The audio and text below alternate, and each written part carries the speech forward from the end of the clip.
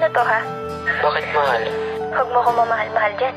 Ano tong salamat sa paghatid mo, Ellie? Gumawa kasi kami ng project sa bahay, mahal. Kayong dalawa lang? Anong project ginawa nyo? Bahay-bahaya? 5 kami. So, record na ihatid mo sa bahay nila?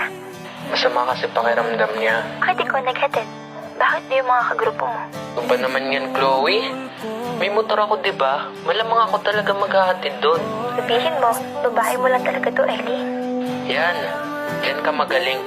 Manghinala. Totoo naman ah. Niloloko mo ko, Ellie.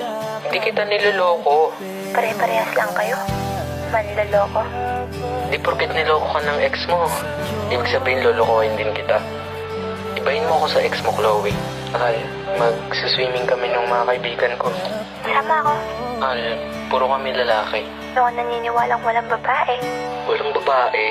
Kung meron man, isasama kita. Posibleng wala, Ellie. Ayaw mo lang ako kasama eh. Kasi baka di ka makabuelo. Naalala lang kita, Chloe. Di ka aalis nang di ako kasama. Isip, Chloe naman. Konting tiwala naman dyan, oh. May tiwala ako sa'yo. Pero sa mga babaeng umaaligid sa'yo, wala. Ulit-ulit ka na lang ganyan, Chloe. Pasensya ka na. Baka kasi maulit na naman yung nangyari sa akin nun. Ayan. Kaya ka siguro niloko ng ex mo dahil sa ugali mo. Alam mo, nakakasawa na yung puro hinala mo. Wala akong ginagawang masama sa'yo. Never kitang niloko. Pero ba't ganun? Kahit anong gawin ko, ipakita ko kung gaano kita kamahal. Wala kang tiwala sa akin. Visit naman, ako yung nagdudusa sa hindi ko naman ginawa. Sorry, mahal. Ayoko na, Chloe. Paulit-ulit na lang tayong ganito.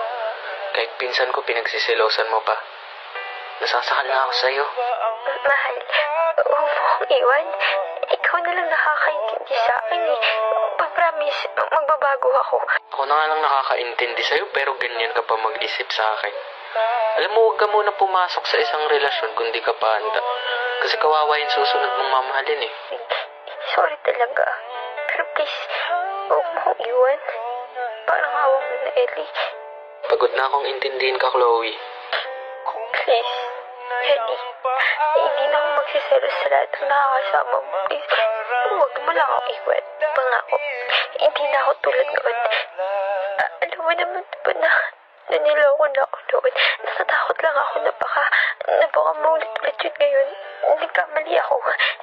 Kasi palagi na lang ako nangihinala sa'yo. Inaamin ko, pero please huwag mo akong iwan. Ayoko na talaga.